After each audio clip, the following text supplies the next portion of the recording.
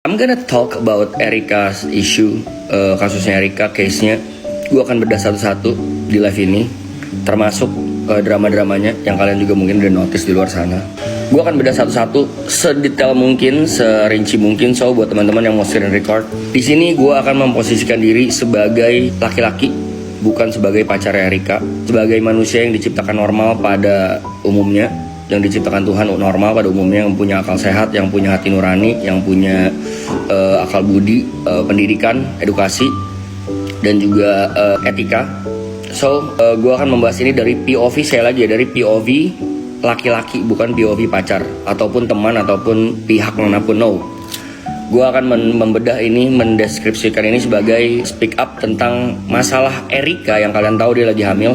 Satu-satu dari komen-komen netizen yang berkeliaran di luar sana. Dan baik lagi, tidak salah dan tidak benar, karena kalau kita mau nyari benar dan salah itu bukan tugas kita cuma manusia, itu tugasnya Tuhan ya, buat menjudge siapa yang benar dan siapa yang salah. But konteks di sini yang mau gue bahas adalah perbuatan yang baik dan tidak baik. Kita bedah satu-satu dari komentar stop normalisasi hamil di luar nikah. 1. Erika datang ke podcast Deddy Corbuzier, Om Deddy, shout out buat Om Deddy yang baik udah bantuin juga. Erika datang ke podcast tersebut bukan untuk menormalisasi atau bukan untuk kalian menerima atas kehamilan luar nikahnya. No. Mungkin kalau kalian udah nonton dan kalian udah paham, kalian bisa menyimpulkan sendiri artinya dia datang ke sana apa. Dan gue baca di beberapa komentar di TikTok tuh banyak kok yang pintar juga, yang udah ngerti dan udah tahu dan nangkap poinnya tuh apa. Erika Karlina ke podcast Deddy Corbuzier bukan untuk menormalisasi apa perbuatannya. Once again, bukan menormalisasi. Jadi buat yang bilang stop normalisasi hamil di luar nikah, I agree with you no matter what. Fuck that. Sampai di sana gue setuju. Karena apapun perbuatannya yang ia lakukan adalah salah. Hamil di luar nikah, or you can say it apa, seks bebas, duta pergaulan bebas, apalah pergaulan bebas akibatnya, itu purely salah. Dan tidak diajarkan di agama manapun atau di hukum negara manapun. Karena harus nikah dulu, apa dulu. But the point is, perbuatannya adalah salah. Tapi, jadi di kasus ini ada dua guys. Kalau gue selalu menyikapi sebuah kasus ada dua. Sebab akibat perbuatan aksi. Perbuatannya adalah hamil di luar nikah. Yes, betul. Dia itu mungkin ada hilaf-hilafnya. Balik lagi ya, kita hanya manusia dan tidak luput dari kesalahan. Karena kesempurnaan hanya milik Tuhan. Perbuatannya salah. Tapi apakah aksinya salah? Menurut gue enggak. Karena aksinya ada 3 output yang Om Deddy udah jelasin juga. Bisa tanda kutip digugurin ataupun dibuang lah, tanda kutip ya. Bisa juga ditutupi. Yang udah Erika lakukan selama 7-8 bulan belakangan tuh dia tutupin.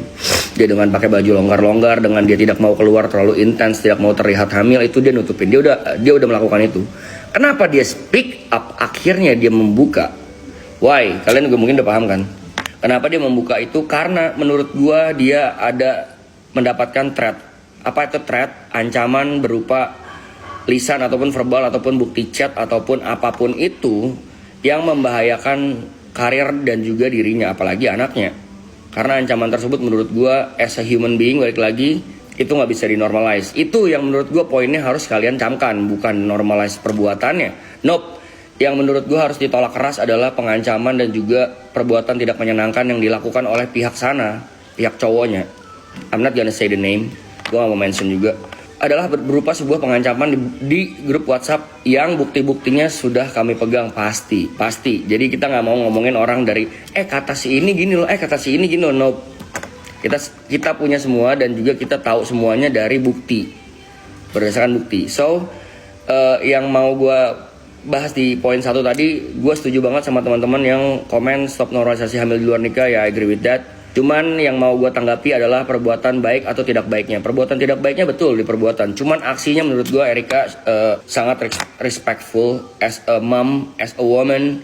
Dia memilih untuk tidak membuang janinnya dan memilih desisi untuk membesarkannya sendiri dan juga melahirkan. Apalagi dia juga tidak meminta pihak manapun untuk bertanggung jawab. Nonton podcastnya baik-baik, dia tidak meminta. Jadi ada yang komen kayak gini, waktu bikin diem-diem, waktu udah kejadian koar-koar, terus minta tanggung jawab. Nope, you got it all wrong. Don't get me wrong ya, Erika tidak pernah meminta tanggung jawab sama sekali, at all. Jadi tujuan Erika kesana sekali lagi untuk meminta bantuan karena dia tidak punya siapa-siapa pada saat itu selain teman-temannya, keluarganya dan juga gue. Dia meminta tolong kepada kepada orang yang menurut dia bisa membantu, which Om Ded, untuk membantu dia menangani kasus yang katanya ada omongan dan kita udah lihat chatnya itu adalah ancaman yang dia stres mungkin seminggu atau berapa lama terakhir sebelum dia ke Om Ded tuh dia stres, dia mengalami mual-mual, dia juga flek karena dia tanya ke dokter orang hamil tuh nggak boleh stres, harus happy, harus makan yang bergizi. Dia nggak bisa makan karena mual, dia muntah-muntah mulu setiap makan karena mual, dan juga dia flek berkali-kali, yang nggak sekali 2 kali itu karena dia stres, nggak bisa tidur, which itu mengganggu pertumbuhan janin dan juga kesehatan dia. Makanya dia minta tolong Om Deddy buat, Om tolongin saya lagi ada masalah, saya diancam bla bla bla bla bla sama laki ini. Menurut gue as a human being, apapun ancamannya, apapun gibahnya di grup tersebut, bro, you are not human. Karena Tuhan ciptain lu tuh konsepnya bukan, ciptain manusia, kita sebagai manusia tuh konsepnya bukan kayak gitu. Dan gue juga pernah bahas ini, kalau lu gak bisa berbuat baik, minimum banget jangan jadi orang jahat deh. Kedua, masalah podcast, masalah stop normalisasi menurut gue udah clear ya, oke?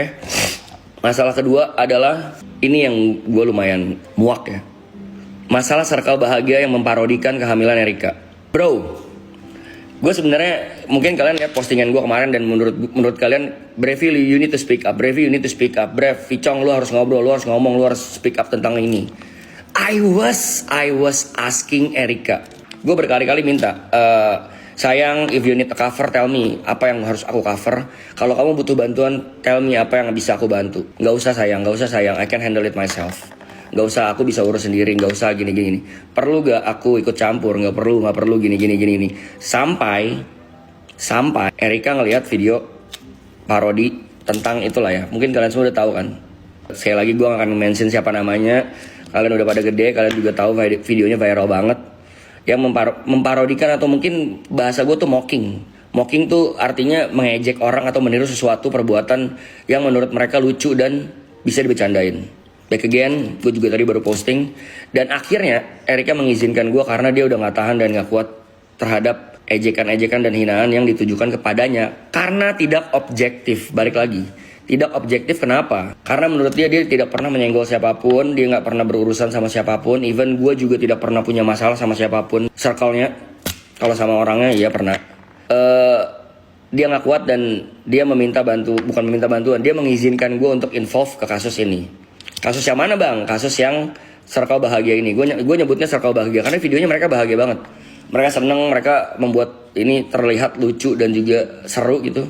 Akhirnya gue minta izin, sayang boleh gak untuk di ini aja, di kasus yang ini aja yang kamu diceng-cengin, diledek-ledekin di video tersebut, boleh gak aku ikutan? Karena gue nggak tahan guys. Orang, mungkin kalian tahu rasanya ya, orang yang kalian sayang, orang yang menurut kalian baik, nggak pantas digituin, gitu dilucu-lucuin. Mungkin kalau personal antara si cowok dan ceweknya, not my thing, itu personal issue mereka punya urusan sendiri. Dan menurut gue kalau gue jump in ke kasus mereka, itu juga kurang wise karena gue datang baru. Gue bukan orang yang temenan dari lama sama Erika, nope. Gue orang baru buat dia di hidup dia karena gue baru kenal dia recently kan.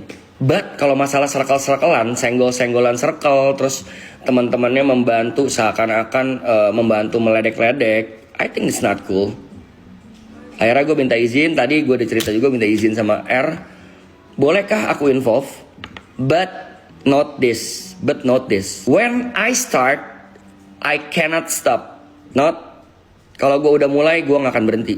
Sampai ujung masalahnya selesai, baru gue akan quit dari gamenya. Akhirnya Erika izinin, so let's play the game, I'm in. Dan kalau mau ngadu-ngadu circle, let's do it. Ayo kita adu keras. Dah gitu aja guys.